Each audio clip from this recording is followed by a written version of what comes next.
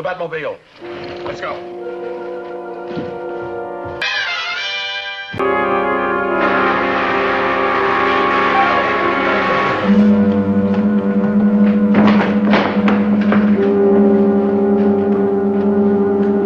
Atomic batteries to power.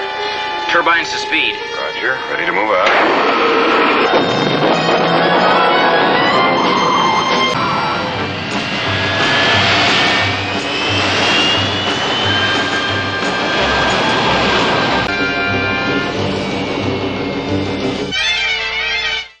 In honor of the official Batmobile appearing in DC Comics, Jamie Lambert at Devil's Details Diecast issued the Batmobile Challenge. What this involves is creating your own version of the Batmobile, including a bat symbol in 1/64 scale, but it cannot be an existing casting. The original TV series Batmobile was actually a Ford concept car, the Lincoln Futura, transformed for the show by George Barris, which he bought from Ford for $1. My Batmobile creation is based on combining the 41 Willys Coupe dragster along with the fantasy creation called the Power Rocket, 2 jet engines in the rear and 1 in the front. Both of these cars have a very similar wheelbase, so what I'm going to do here is marry up the base from the Power Rocket with the body from the 41 Willys Coupe.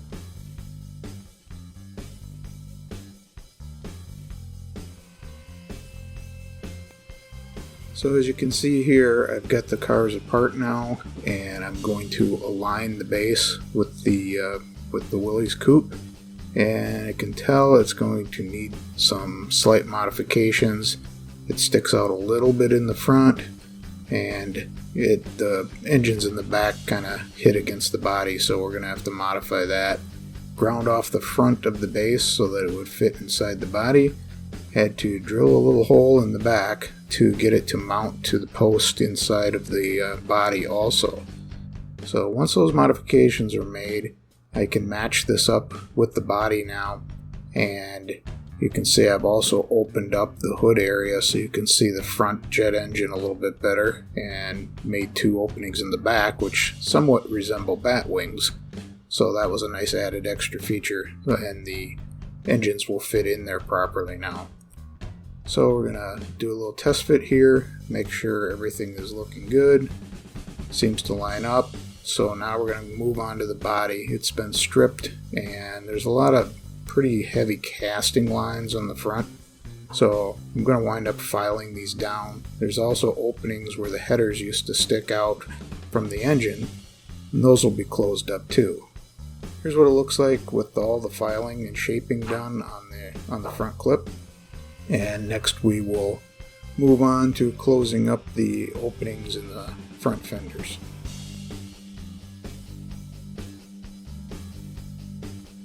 And how I'm going to close the openings is I'm going to use some gel super glue and super glue a thin piece of aluminum. This is from a pop can. And we'll glue it from the back side to give it something to bite to. And rather than using putty this time, I'm just going to fill the void with super glue, and we will add some baking soda to set up the super glue and do that in several layers, which can then be filed and sanded down and smoothed out with the fender. And once all that work is done, then it can be primed and a little bit of spot putty to kind of fill everything in. Before priming though, I will take a Scotch-Brite pad on my Dremel wheel and scuff up the entire body to give the primer a good bite against the die-cast metal. Here's what the body looks like, all shined up and ready to go. The patchwork in the fenders is all finalized now and smoothed out, so we're ready to get a good coat of bonding primer on this car. So it's all been primed now. I've added a little bit of spot putty to the fender repair. That'll all be sanded and smoothed out before paint.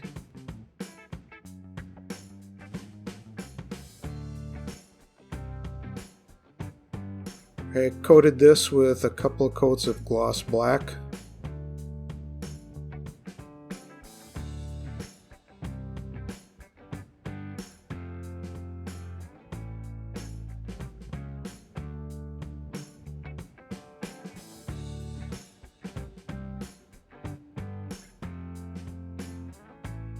Now while the paint is setting up, we move on to the base. I have glued axle tubes in place after I cut some channels to align the wheelbase correctly with the body.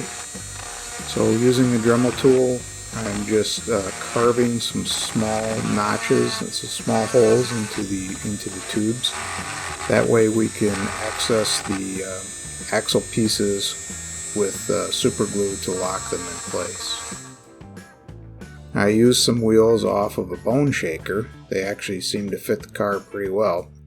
I put a backing piece of cardboard. This is actually from a card from a Hot Wheels car. And I cut a little slot in it so I can pull them out when I'm done.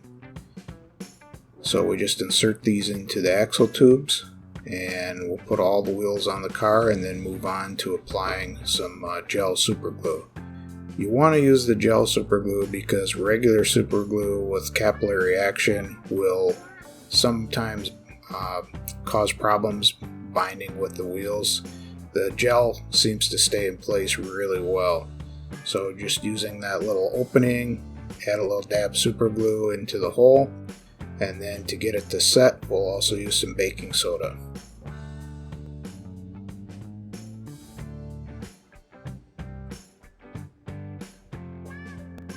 Now that all four wheels are set up, we can remove the backing cardboard, which actually protects the wheel, but it also acts as a spacer because you want a little bit of play. You don't want your wheels jammed up tight against the body. That way they can spin quite a bit easier.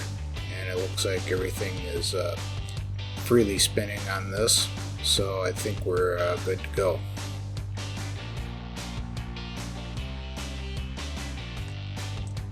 Give it a little test here, roll it around on the tabletop.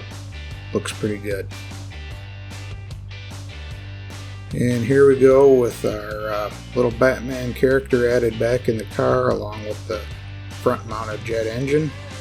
I've polished the metal base so the rear engines are nice and shiny. Made all the repairs to the front. Drilled holes both in the front and in the rear to align with the post in the Willys body. Used quite a bit of JB Weld to get everything set up nice.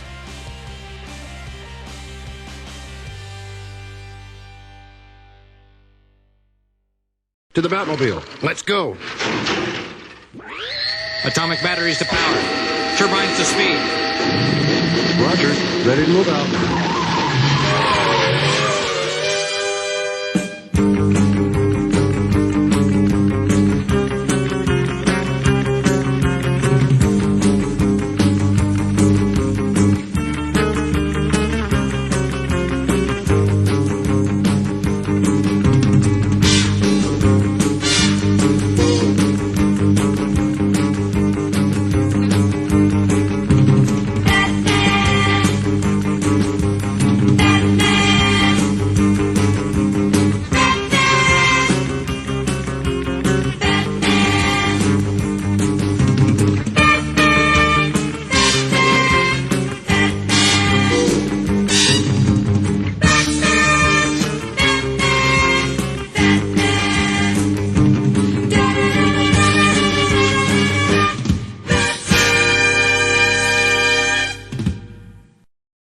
I hope you enjoyed this video. Please click like and subscribe, and as always, thanks for watching.